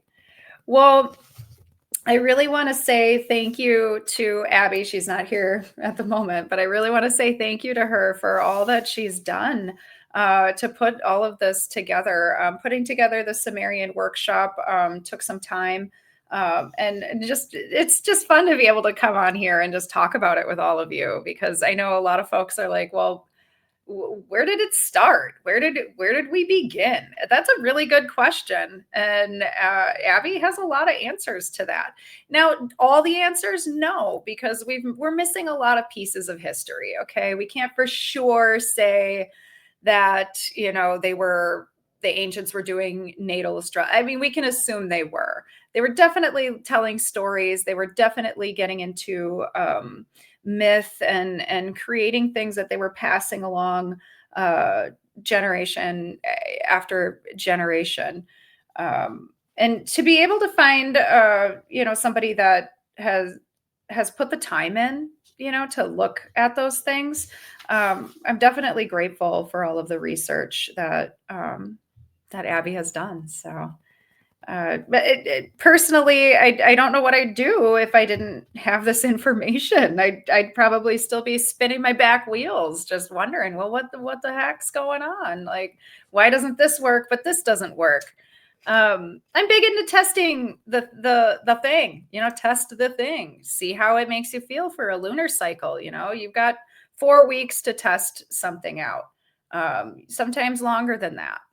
We've talked about retrograde planets and how they affect other people. Sometimes for me, it's crickets. Sometimes it's chaos. I mean, you can't for sure say that every retrograde is going to bring the noise. Right. Yeah, absolutely. So I was just letting the group know that you've done an amazing job. Like, you've done an incredible job researching and pulling all of this together, and I'm really excited. I'm so happy that you know so much. I know, and yet, well, what I love is that you're like, look, there's so much more to learn. There really is. Like, this isn't always so much to learn. Yeah, and I love that you leave yourself open for learning more, for accepting new information. And I think that's what astrology should really be about. Let's open it up to learn a little bit more how other people and other practitioners are interpreting these things, and these energies. And I love how intuitive it gets as well, where it's not just straight science, straight facts. Because I've had intuitive readings. We have a few people who read intuitively, and they are just incredible. They'll look at your chart and I'm like, wow, oh my God, how'd you know that? This is cool. This is really cool. So yeah, I love that we can bridge that. They're tuning into something, and that's the thing. Yeah, that's the energy. How do you think these people originally got this information? They did the same thing. Like, whoever the first astrologers were, they didn't have any list. They didn't have any writing, probably. Yeah. They had stories, and they had to kind of go based on what they were picking up. Yeah, absolutely. There wasn't somebody there to give you the go ahead. Like, yes, this is the exact way that you have to practice. Like, it wasn't like that at all. And I think astrology needs that a little bit. It's gotten a little rigid here in the West anyway. And it's like, look, I get the rules, and I get and that's how some people practice, but I don't know, I like to learn the rules, and then I like to break them. And how can we stretch this out? And where can we go from here? Like, that's how I like to practice. There is so much room for innovation. There's so much. You guys, I learn new things every single day. I also wake up, I roll out of bread, or I roll out of bed and I start doing research. Yeah. I've got like my head in ancient texts, like in the Sumerian language all the time. And there's information encoded in the language too. And sometimes like you read something 100 times, but then one day you read it, you're like, oh my God, like I never made that connection before. What's going on? So like for ancient astrology in particular, there are hundreds of thousands of untranslated cuneiform texts, and who knows what kind of information they have, for everybody else's brand of astrology. Well, technically, if you're practicing like tropical astrology, I don't know that there's any room for experimentation or intuition or deviation. I don't know. You guys will have, I don't know who the authority is on that, who we would even ask for that. But I would imagine just what I know about it, like there's just not a lot of room there. But I know for the ancient side of things, and I will say this too, even if you are interested in Vedic, or maybe I shouldn't say that for Vedic. If you're interested in classical or anything based on classical, I would still take the Mesopotamian approach, which is to go into it wide open and be like, what are all of the options here? What could this possibly mean? Because again, there's not, and I say apply that to the classical side of things, even if you're not using like the Mesopotamian system. Yeah, it's so much fun to look at the fixed stars and talk about how the ancients viewed like, oh God, the star Sirius and all these other like Regulus and all these, Persian, royal stars that there's so, oh God, guys, there's so much astrology you're missing out on when you're just doing a rigid tropical system that doesn't even base itself on the real sky. You're missing out on so much really cool info, like really cool stuff. I will say, I don't even know if they use fixed stars. If they do, it's probably like 30 degrees in the wrong tropical. Oh, I don't know. The entire time I studied tropical, I never learned about the fixed stars. I never learned about the Pleiades. I never learned about any of that stuff. It was like, here's your 12 psychological profiles. And when the sun reaches this, that's what it's about. And it was literally, okay, like I can get this. And I understood it. And it was great to get that kind of information. But when you're trying to apply it in real life and you're trying to apply these things to real people, it just wasn't adding up. You get halfway truths, and it's just not. I don't know. I would say so. Experience. So I was fortunate to not get too far into tropical astrology and classical astrology before I figured out that the zodiac was giving my clients bad information. I'm like, wait a second, right? It was embarrassing, you guys. I'm a perfectionist, and to have somebody look me in the eye and they're like, no, it's not really me. I'm like, oh, like I'm so uncomfortable just thinking about it. Same. Oh. I was doing the same thing. I'm like, well, wait a minute. Okay. Yeah, it's not, believe it's you. not a fun, I it's not a believe you. fun feeling. So I learned about the sidereal zodiac very early on, and I was fortunate for that. But I still had an education in the classical meanings of the zodiac signs and everything. I've since blessedly forgotten. This is like what, like 25 years ago or something. So I don't remember them as much now. But I would think though it might be helpful, like you were just saying, Niki, it might actually be helpful to start astrology learning it that way. Just because it does give you like I don't want to call it a foundation, but it's really like bullet point. It's bullet point astrology. It's these 12 things. It's these, 12 or however many planets.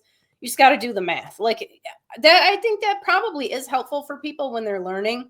Yeah, but I to think get so too. Yeah, to get stuck on it, that's just not my thing. And I know Nikki's like this too. We actually have a lot of similarities, I found out over the last couple of years. But I just don't believe people when they're like, well, this means this. Yeah, why does it mean that? Yeah. Well, just because we've been doing that's not good enough. I want to know why. I want to know where this came from. I want to know what happened in the beginning. Why did they think those things? So that's how I got into Mesopotamian astrology in the first place. And I'm so glad that he did. It changed my life, and it changed I don't know, it opened things up outside of astrology too, just like Mesopotamian deities and spirituality, and there's just like a lot of cool stuff, So yeah, I agree. It opens you up to a completely different world. All of a sudden, you're not stuck in a cage. You're not stuck in a box. But you're right. It does leave a really good foundation for you to learn from and play on. So it serves its purposes in different ways, I think, And most of us now have been coming from a tropical background, so it makes sense to question everything. In my opinion, I'm always sus. I'm always okay. Like there's never somebody's nice to me. I'm like, why are you nice to me? Like that's how deep it goes. So until I've flushed you out, until I'm like, okay, and then you're all right. I'm gonna question things. I'm gonna definitely use my imagination. And then I think astrology is such a deep rabbit hole that I just enjoy falling down every single day. I mean, I'm researching outer planets right now, you guys, and I'm just like, wait a minute, like, how did you guys just come up with these associations? It was all just like made up, which is you really just made it up. Yeah. Well, so some of it applies, but some of it's just strictly made up, and we don't have a cosmological history on these outer planets like we do Saturn and Jupiter and Mars, like the visible planets that we've been able to see. So we've got, I don't know what, tens of thousands of years of documentation, maybe two. I don't know. Me and time, guys, I don't know. They screwed it all up. When you look at time and they're like, oh yeah, we went from this calendar to this calendar, and then we count backwards from when we decided time was going to start. Right. Okay, when I started studying astrology history, guys, I'm like, what? Wait a minute. What? I need a refresher on timelines and how they actually work. So yes. So it does get a little complicated as you dig back deep, but you should always be questioning the things that you're being taught, especially by other astrologers too. Like, how much bias is being put into this, and is this a presentation that's only focusing on their practice and where they want the future of astrology to go.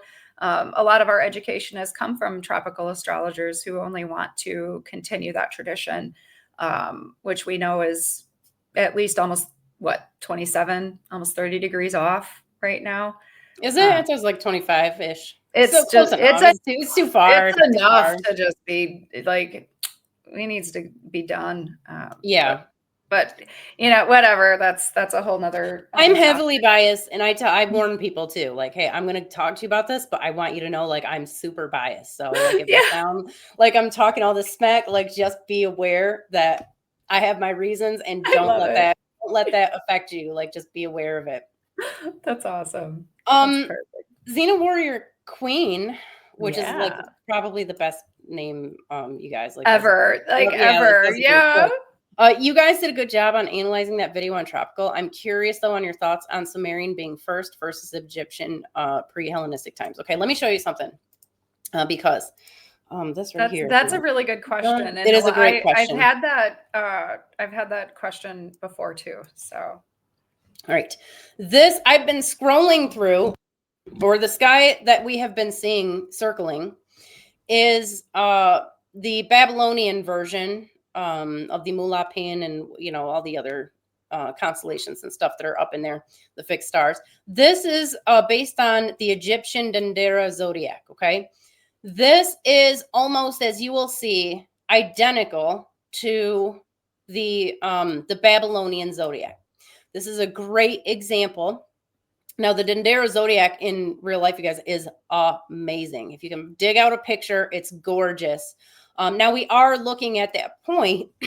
We already have like massive Greek influence and so I'm not saying that this is like dating closer to the Sumerian period. It's not. What I am saying, though, is this is Egyptian astrology. If we're looking at Egyptian astrology, it's the same Babylonian constellations, which go all the way back to, they're all based on the Sumerian gods. They're all they all have Sumerian names. The Sumerian culture, okay, so I don't buy the dating of the pyramids, the conservative dating whatsoever. I think it's ridiculous. The water erosion in the Sphinx enclosure, on top of everything else, on top of the fact that there are no hieroglyphs that describe like the building of the pyramids, probably because the people who were writing in Egyptian at the time didn't know how they were built, right? Or they would have just done this. So I'm not saying, there's clearly multiple periods of history going on in Egypt, okay? But the current dating of ancient Egypt, the Sumerian culture is older than this. The Mesopotamian region goes all the way back to like 8,000 BC. So like right after the end of the last ice age, we start to see these cultures, kind of just sprouting up in that area, and they eventually transition into what is the Sumerian people and the Sumerian culture. So this is a really long way of saying that Egyptian astrology, whatever there is actually an amalgamation of Greek and Babylonian astrology. Now, the Egyptians did not have their own I know I make people mad every time I say this. The Egyptians had the deacon system, okay? It was every 10 days, a new star would rise and they would measure time based on this 10-day period, which is fantastic. It had nothing to do with predicting the future. It had everything to do with like, okay, the star's rising. We should probably get the fields ready. Oh no, this star's rising. It's going to flood soon. The Nile's going to flood. It's starting the rainy season. It was all about trying to keep time. Now, the Vedic or the system, I know Vedic's like a misnomer. In Vedic astrology, the nakshatra system with why do I always want to say 28, 29 stars? Probably because I have number dyslexia, but like the 28 mansions, the lunar mansions, that did not have anything to do with astrology, you guys. Okay, it didn't. I'm sorry. Go read the scriptures. All right. If you don't believe me, don't take anything like at face value. Go and look this stuff up. Over time, that was done for ritual timekeeping. It was another calendrical system, essentially, where we could account for like the best time to perform certain rituals or do whatever. Over time, Babylonian knowledge spread across the region. We have trade routes, like people have been going back and forth in this part of the world for thousands and thousands of years. This information from Greek, which comes from Babylon, is being superimposed now into this nakshatra system. They start to get familiar with the constellations and the different planets and like kind of get some of those meanings. We know this because go and look up some of the meanings of the Vedic planets, what they do, you guys. They're very similar. Like you're not gonna listen, we just can't pretend. Okay. Now they do have differences and that's fine. But the whole concept of astrology, planet plus constellation equals whatever. This is not a Vedic invention. It's not an Egyptian invention. They didn't have it. Now they did develop their own system. I can't speak to any Egyptian system because again, it's going to be primarily an amalgamation of Vedic and, Greek and Babylonian astrology, plus whatever mythology, like Egyptian mythology or spirituality or culture or whatever that they superimpose onto it. But again, it doesn't come from that. This is definitely like its own new separate thing. And that's exactly what happened in India. So, which is fine. I'm not, that's great. I'm glad that it stuck because like we talked about in that other video, and I think it was Ija Levy, I know I'm saying it wrong, mentioned like if Vedic astrology hadn't become popular, or Indian astrology rather, nobody would have been using the sidereal zodiac because they maintained it the entire time. They did. They did. They weren't taking it from the British, and they weren't going to be taken over. I think it was the British. We talked a little bit about the history. They weren't going to be taken over, and their culture wasn't going to be subjugated to the type of changes that all of the other cultures around them had. Or was it Rome, or was it I can't remember. No, what is essentially Arab astrology became so. Okay, so backing up. So we have like the Babylonians. They start to, so I'm sure you guys are familiar with like the Chaldeans.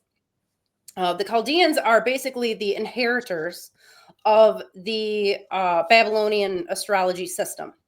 And their information gets adopted by the Arab astrologers. So it starts to, meld.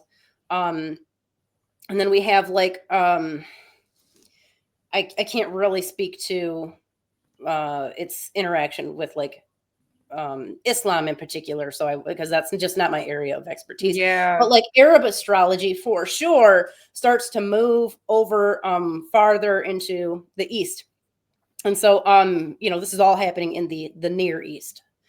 But the Indians had a lot of incursions by the Muslims over time. There's a lot of conflict that continues to go on. So while the Arab astrology is going on and is flourishing and is fantastic, a lot of medieval astrology comes directly from Arab astrologers. They basically got the Indian astrologers it was like, do you guys ever see those images where they show like two different seas in the ocean, like the two different temperatures and the different substrate. Like you're looking at the ocean, but it looks like there's two different ones, really brown and dark, one's really blue.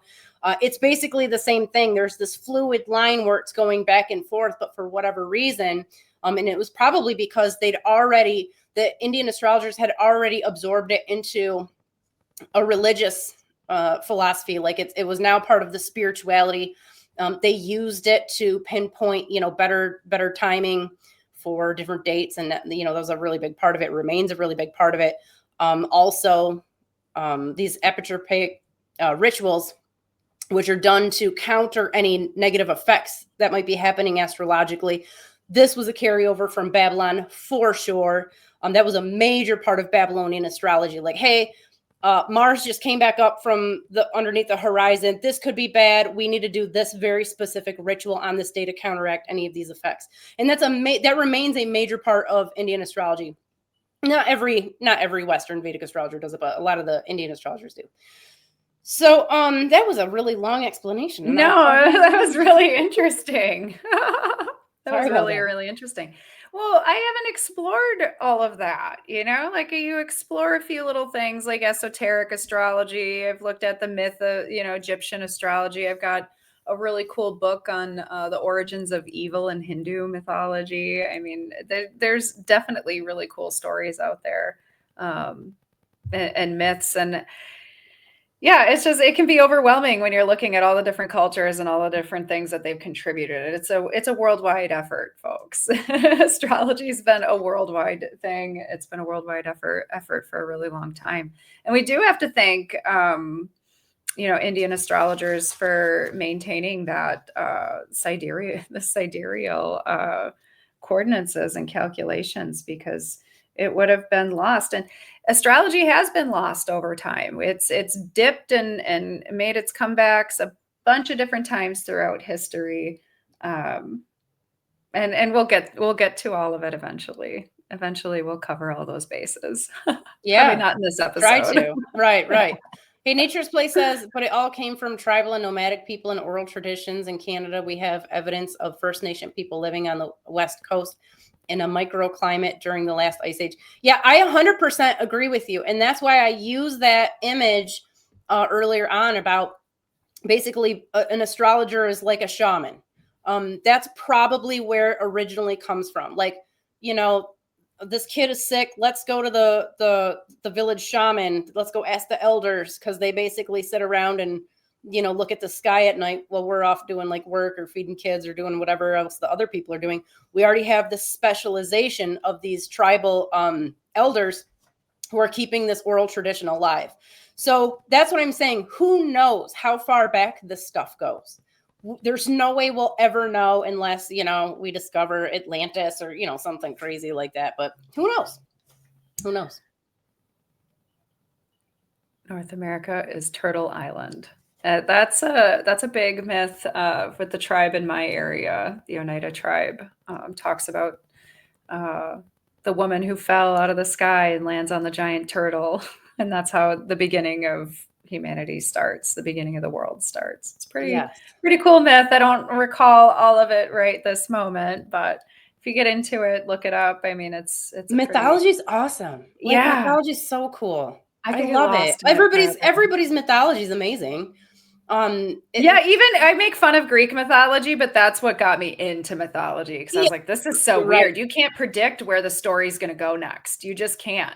And even the Greek dramas that aren't even like astrology related, I'm like the Oedipus stories. Oh my God. That was the one that got me. I remember being in high school and being like, what is happening right now? Yeah. Is this a real story? You guys are making us read about this? And then, but you're right. Greek astrology, or mythology, as a Catholic, we weren't allowed to explore other religions and ideas.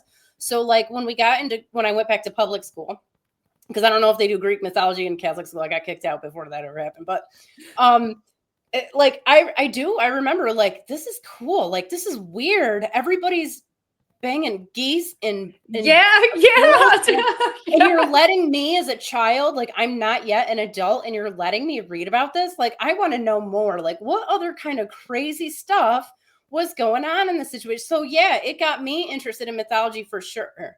But it's definitely weird.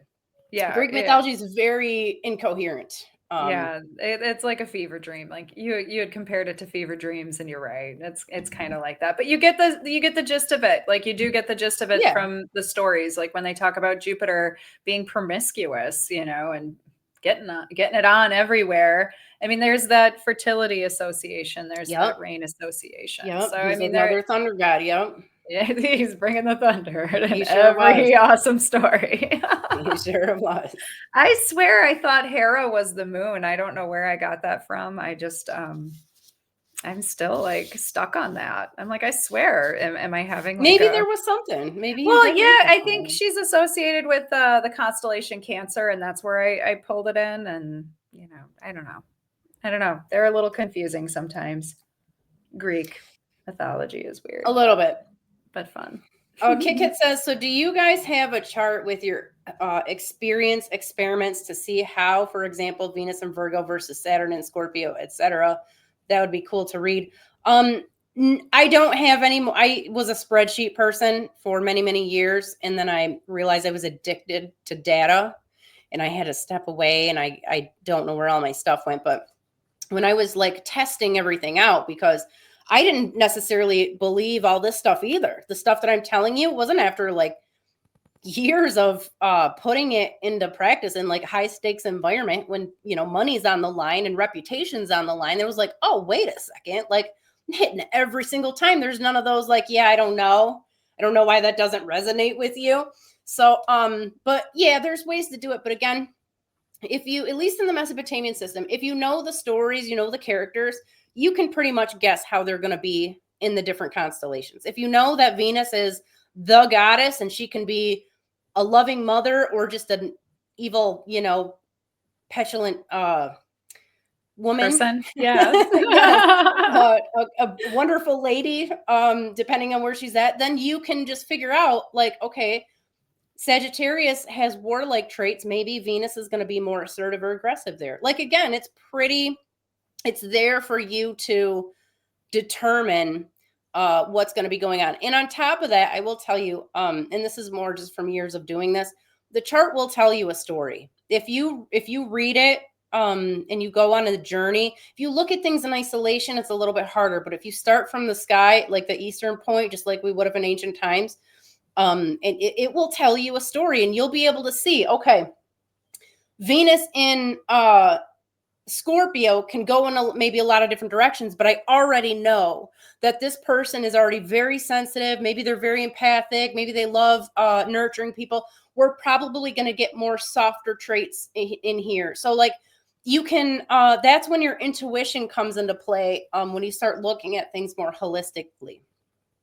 I think using your own chart and learning your own chart to begin with, and getting to know yourself and being honest with yourself about where your placements are and how they operate, it really just starts there. And a few years ago, that's how I started. I would check, you know, like the moon moves pretty fast. So when the moon would be conjunct a planet of mine that I wanted to study, how is the aspects of this moon and this planet working? I would do it with all of them.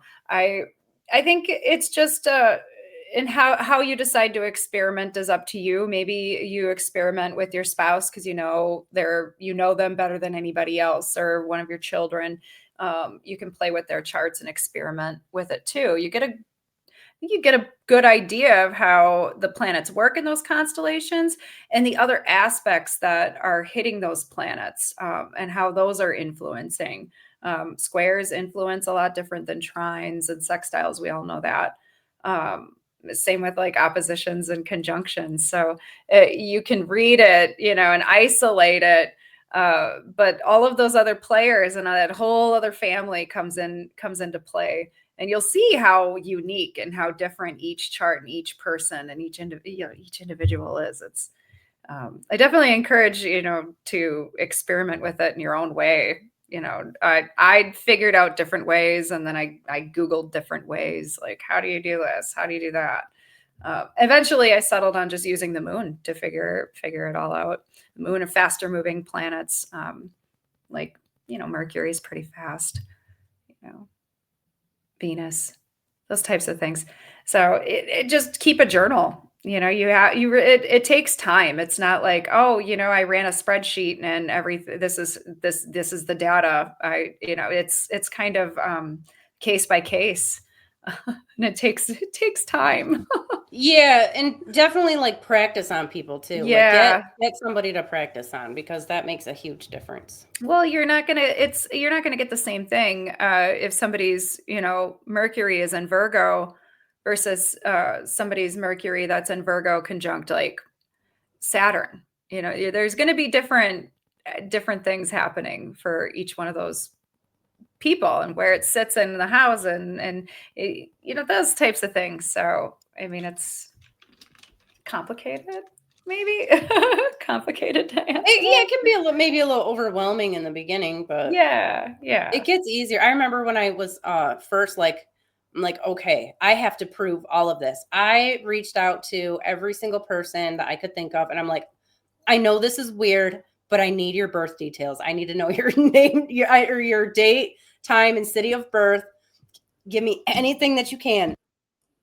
A lot of them were like, yeah, okay, I guess so. But that's what you got to do. Like, it's good to talk to real people, celebrities, like looking at famous people's chart. You're not going to get very much information because you only know the surface version of that person. It's That's definitely, real. yeah, you want to talk to real people at a certain point. So I mean, in you your can, own chart, you can project too. You can see what you want to see. yeah, that is real. It took me a long time to look at my chart and not be weird about it. Like, you know what I mean? Like, oh, I don't see that. That's not real. Like, oh, yeah. You have to have a level of honesty with yourself if you're going to look at your own chart. And you Yeah. have to. You can't. And if you're not sure, then it's something you have to go back to later. Yeah. Just don't decide on it right away. So yeah, you're right. I guess maybe using your own chart isn't like the It is in best the or beginning. only way. It is. It's helpful. It's definitely Celebrities helpful. can be helpful too when that they have certain things happening in their life and you want to study transits and like if their life is pretty public, you should be able to pull some things out of there. But like the people closest to you are going to be the best ones. I have people who come into the where I work all the time, and I just pull their stuff up on Stellarium and we talk about it there. And yeah, I kind of just do freebase. I don't pull up a chart or anything. I just pull up Stellarium, or I'll put up like Cosmic Watch, and I'm like, what's going on? I know where everything is, so I know what's going on in their lives. And they're always like, how do you, oh my God. Like, because they don't know. They don't know that mainstream astrology is 20 something degrees, almost 30 degrees off. A symbolic construct. That's a symbolic construct based on the seasons. It's not based on the seasons. Oh, it's not even based on that anymore. I don't then. It was, that's right. Well, that's what they're saying. I think what they mean is the signs were given seasonal associations. But to say that, oh, it's based on the seasons, is not true. Like that is not even a little bit true. Yeah. Because the seasons change with the stars. They change with precession. But I know it now what they're trying to say, but it's not factually correct. Yeah. There you go. I've lost the verbiage for it at this point. Because I'm just at a loss for words. I was like, I can't believe we still have to, justify using Western Sidereal Astrology as a thing, you guys. Okay. It is a thing. It's normal to use the real sky and do Western astrology. It can be done. It can for sure. And we're doing it. And a lot of other people are doing it too. So yeah, check out our website. Check out all the awesome, cool podcasts we have lined up. We have, the Babylonian workshop that's going to be coming up. I think we'll have a really cool interview with Rumen Koloff. I forgot the banner. Hold on, let me run it because I worked hard on it. There we go. I took it off, you guys, because we got the theme song up and going. Which I'm going to run awesome. again. Yeah, Thank you. In the outro when we go, don't jump off, you guys, because I'm going to play it here in a second when we go. I worked really hard on it in that I probably spent a full hour total of my life. So hopefully you guys enjoy it. But Dr. Rumen Koloff's coming on not next week, then the week after. He's going to be talking about Babylonian astrology. Now he is an expert. The Babylonian side, like once we get into like the middle to late Babylonian period, I definitely know quite a bit about it, but not to the extent that he does. So I'm like so super excited. I am too. Yes, I am too. Yes, I've been looking up his stuff. He is incredible, and he has a really incredible following. So, you'll check him out, and we'll plug all of his stuff when he comes on the Absolutely, podcast. We will. Yeah, absolutely. Well, thank you guys so much. I had fun. It was a good time. Yes, I had fun too. We'll be back next week on Sidereal Astrology, Myth, Magic, Mysteries, and more next week. But if you go on our events page on the ISAA site, you'll see when we have the next episode of Sidereal Rising podcast, which is going to be on Babylonian astrology. So we're trying to line them up with whatever workshop we're doing that month. So that's what's happening. Perfect. Yeah. And we'll see you next week on the other show for the new moon. Heck yeah. Yeah. Heck yeah. We'll be there or be square. All right. All right. Here goes, you guys. Let me know what you think in the comments. Okay. Here we go. Let's see. Play the outro. You going to do it? We'll see you later, everybody. Stay in the studio until one of the outro. Yeah. Stay in the studio. Play the outro and end the stream. All right. See you guys. Under the real sky, the truth still burns. Ancient voices in the heavens turn. As the raw rises where the stars align, restoring the wisdom lost in time. Two stars rose in the dawning light. Niki and Abbey lies on the night, charting the heavens, the constellations true. Not bound by illusion, but by what's in view. But they whispered of summer, of gods in the flame, of banana and Niki who called them by name. Through shadows of dogma, they carry the spark, guided by starlight to rekindle the dark. Under the real sky, the truth still burns. Ancient voices in the heavens turn. I say raw righteous where the stars align, restoring the wisdom lost in time. Under the real sky, the truth still burns. Ancient voices in the heavens turn. I say raw righteous where the stars align, restoring the wisdom lost in time. Yeah. Maps redrawn where the cosmos spins through silence and science. Their song begins, no longer chained to the seasons, the skies. They brought back the truth in the watcher's eyes. The circle was broken, the truth made whole. With courage and reason, they honored the soul. For those who would seek what the ancients knew, the real sky speaks and the stars shine. Inside the real sky, the truth still burns. Ancient voices in the heavens turn. I said, righteous where the stars align, restoring the wisdom lost in time. Under the real sky, the truth still burns. Ancient voices in the heavens turn. I said, rises where the stars align, restoring the wisdom lost in time. Through cuneiform echoes and lunar signs, through Babylon's gates and forgotten lines, they lifted the veil with a steady hand. To see is reborn to reclaim the land. Under the real sky, the vision's clear, the sidereal call for all to hear. As I rising with radiant mind, truth reborn in the ancient light. Under the real sky, the truth still burns.